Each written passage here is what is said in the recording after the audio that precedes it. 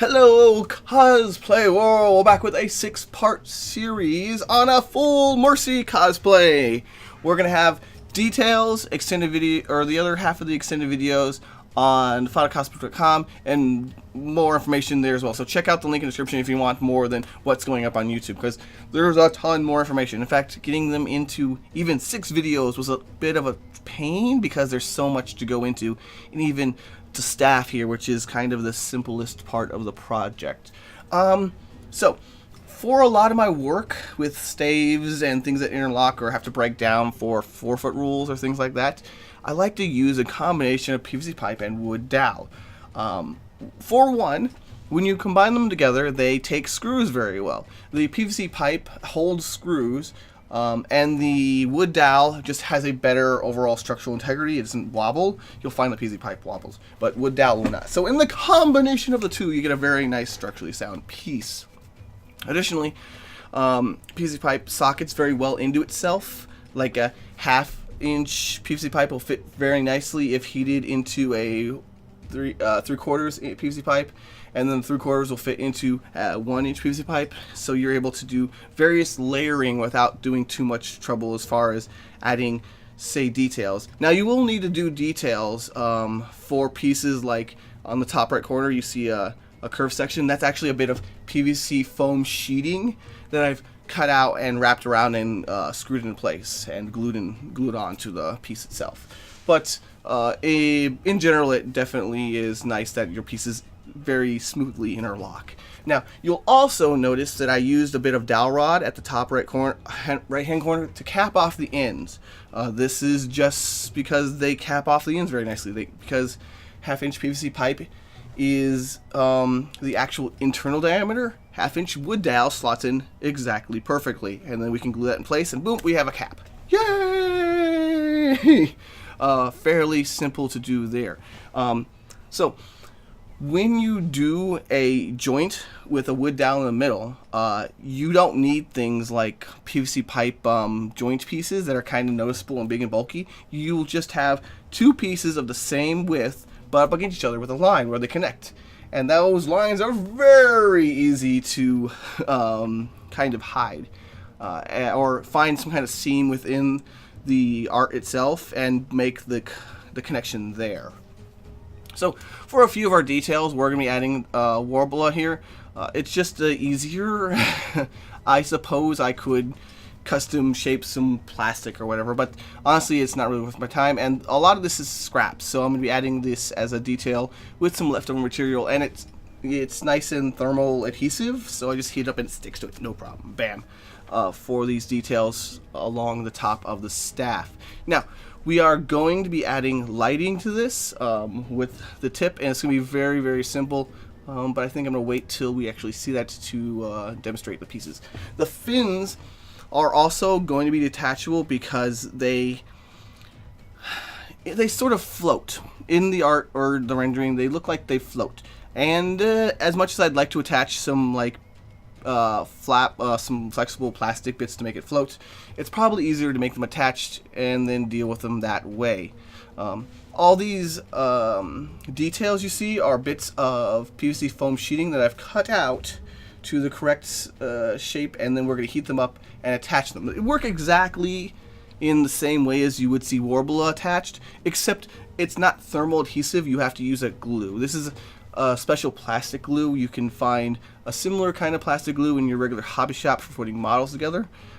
This is a Weldon 2007 for PVC sheeting, and it's a special glue specifically made for PVC sheeting, so it's especially strong, and that's why I use it. The tool I'm using is a syringe dropper. The reason being is that because it's a chemical glue, it's really strong and therefore doesn't need a whole lot of it. And kind of brushing over the surface or having some like overflow is a huge waste and actually can mar the surface, because what it does is it kind of, whatever, it glues together. We don't want extra glue making it all yucky looking. Now, the top half is going to be various panels of PVC foam sheeting I've cut out and glued in place, but we want a bit of comfort here. So you'll see that I've got a few panels of EVA foam. These are simply 1/4-inch thick EVA foam sheets that I've cut out to match the inside grip, and this will make it just a little bit more comfortable. Also, that section is black as well, so it adds to the theming. We are going to paint over them and seal them for textural reasons, but it's good to have a good base color before moving forward. I recommend working with a material that has the same base color, because if the work or the prop or the costume ever gets scratched or dinged or whatever, it won't expose a material of a different color. It'll be the same or a similar. So if I can, I'll try and work in a palette that matches. So say I'm working on Reaper, I would make everything out of black PVC foam sheeting. Guess what? PVC foam sheeting comes in arrays of color, dozens and dozens of colors, and you should check that out if you're interested in it. But I typically stick to my basic colors, and for cost purposes, because I got it in bulk, I have a lot of white on hand. So it's really convenient that Mercy's got a lot of white, because I don't really need to add too much paint work to it at all. Again, we're going to be adding a few more details. The button I chose to do in Warbler as well, because it's kind of the texture I wanted.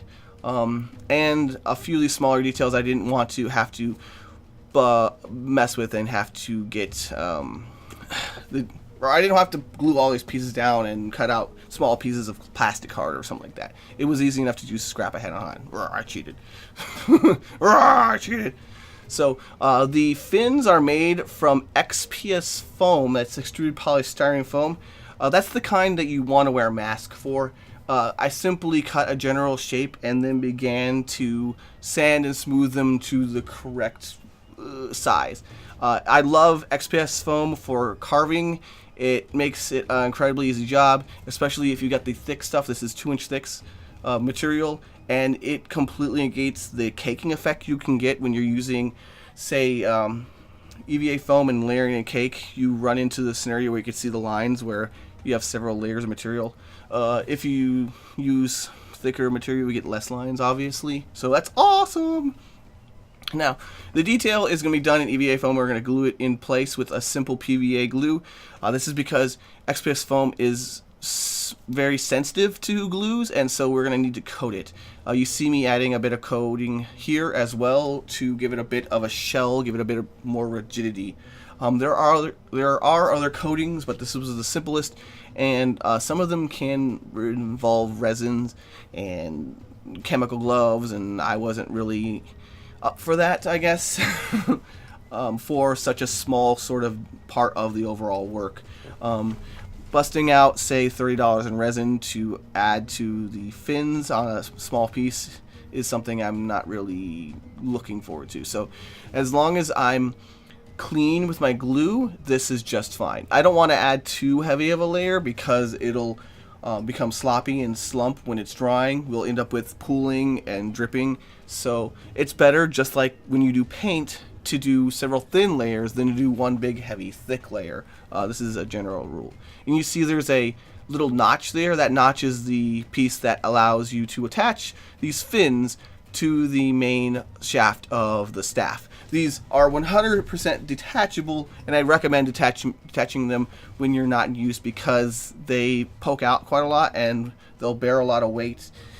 And it's just generally easier to attach them when you're using them rather than having to do any kind of maintenance on them every single time. So there we go. The head of the staff is actually a candle, a little candle LED, and it's already yellow. So awesome, we already have our healing beam. I attached it to a 1/2-inch PVC pipe on the tip, and then I added 2 bits of PVC foam sheeting for the details around the head. And there's simply a little nook that the tip of the staff sticks onto, and we have a LED light we can turn on and off. And it's just a simple candle, one of those little LED candles that you find in the stores around Christmas or Halloween. And it didn't require any wiring. It's I like to buy a lot of my lighting because it's so much simpler than wiring up something myself. I could put like a switch at the base or something like that, but it's a ton of work for something that's just as easy to turn on and off at the source. Oh well, we're gonna paint this all up white and add a few details, and we'll go to the next section.